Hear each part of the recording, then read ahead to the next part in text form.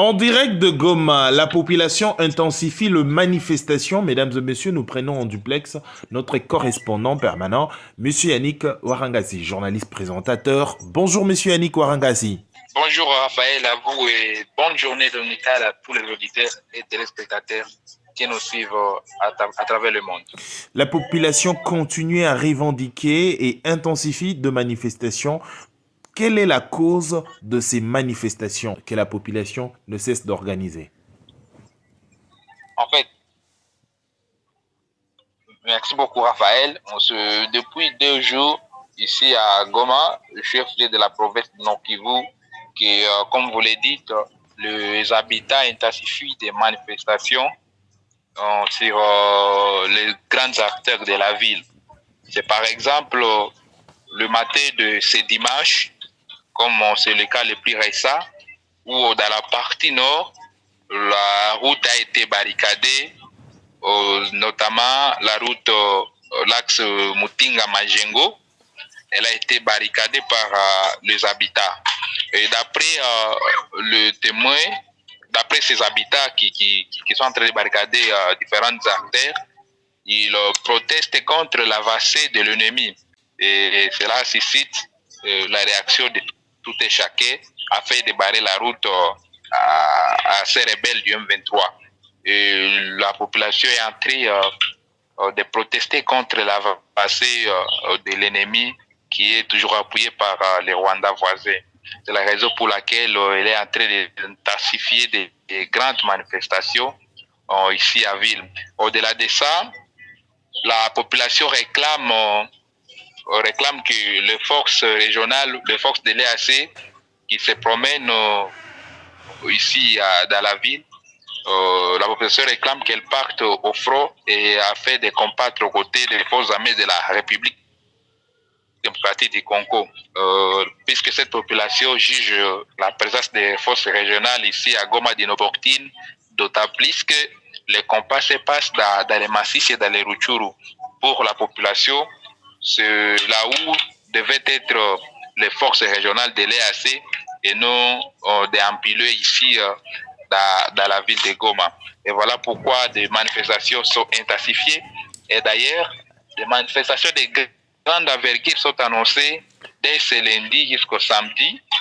Toute une semaine, il y aura des grandes manifestations et ça sera partout dans la ville.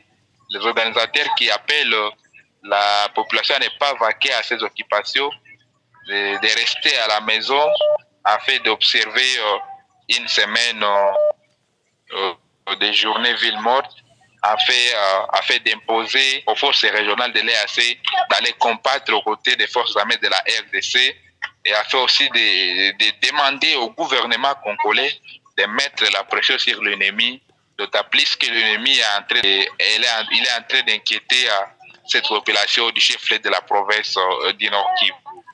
Et voilà la situation quant à la manifestation organisée par différentes couches sociales ici dans les chefs-lieux de la province. Hier, il y a eu altercation entre la MONUSCO et la population à Saké.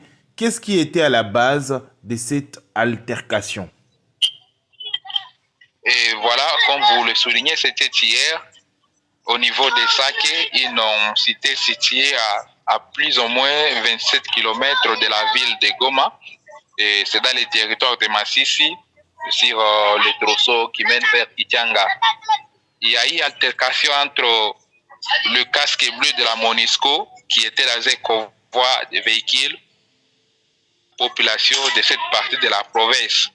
L'altercation en question était dite au passage de ces casques bleus qui quittaient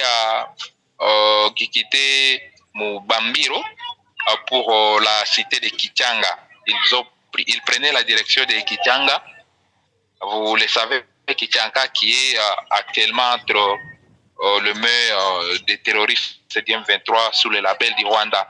Et comme toujours, vous le savez, la population du Nord Kivu et la MONUSCO ne parlent plus le même langage. Et cette population qui a toujours accusé les forces onusiennes d'avoir failli à leur mission régalienne ici dans la province. Et c'est la raison pour laquelle, en voyant les convois de la MONUSCO, la population s'est attaquée à ces convois et les coups de feu étaient au même audibles. Et il y a eu d'ailleurs parmi les manifestants une personne qui a été touchée par une balle avant d'être conduite à une structure sanitaire ici à Goma pour le premier soin. Et bien heureusement qu'il est encore vivant. C'est la situation d'hier dans la cité Saké. Il y a beaucoup de rumeurs autour de la cité des Saké. La cité des Saké est toujours sous contrôle de l'armée régulière ou ce sont des affrontements qui sévissent là-bas? Il n'y a aucun affrontement à Saké. La cité des Saké est contrôlée par l'armée régulière. Sauf c'est à 50 km de Goma où les affrontements s'est passé, mais au moins quand même cette semaine, il y a eu un calme apparent de l'autre côté. Actuellement, oui, sur toutes les lignes de front, il n'y a pas d'affrontement. Un calme précaire s'observe de l'autre côté à Massissi, où les affrontements s'est passé. Donc depuis l'entame de la semaine écoulée, un calme s'est observé dans cette partie. À Saké, tout comme à Goma, rien n'est à craindre. Les deux parties sont bel et bien contrôlées par les forces armées de la République démocratique du Congo. Donc pour dire, c'est qu'il sur la toile n'est qu'une folle rumeur. Et c'est le jeu de l'ennemi qui est en train de jouer ce jeu a fait de démoraliser le peuple congolais. Et alors que l'armée congolaise est en train de combattre dans le professionnalisme, elle est en train de tout faire pour mettre à des routes ces terroristes du M23, à dépit du fait qu'ils soient appuyés par le Rwanda et d'autres pays aux étrangers. La société civile s'inquiète pour Nyiragongo.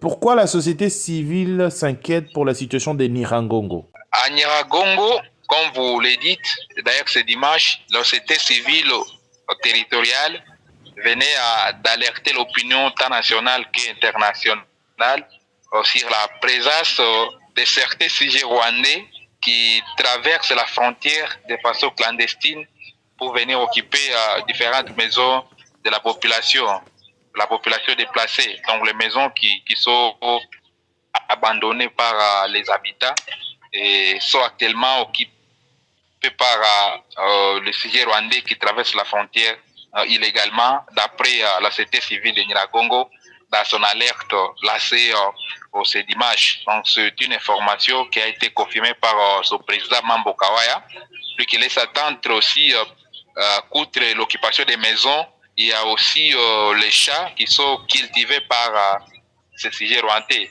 Donc les chats abandonnés par la population. Vous le savez, depuis que l'M23 avait imposé la guerre à la RDC dans le territoire de Nyiragongo, plus précisément dans les groupements de Kibumba et Burumba, il y avait des déplacements massifs des populations vers la ville de Goma. Et ceux-ci avaient abandonné leur domicile, et ce sont ces domiciles qui sont actuellement occupés par le sujet rwandais de façon clandestine, à croire la société civile du territoire de Nyiragongo. Merci beaucoup, Raphaël. Merci beaucoup, Yannick Ouarangasi, pour votre disponibilité. Je vous en prie. Bonne journée et merci aux auditeurs et téléspectateurs internautes d'Info 243. Retrouvons-nous cet après-midi pour une autre émission. Au revoir. Info 243 au cœur de l'actualité.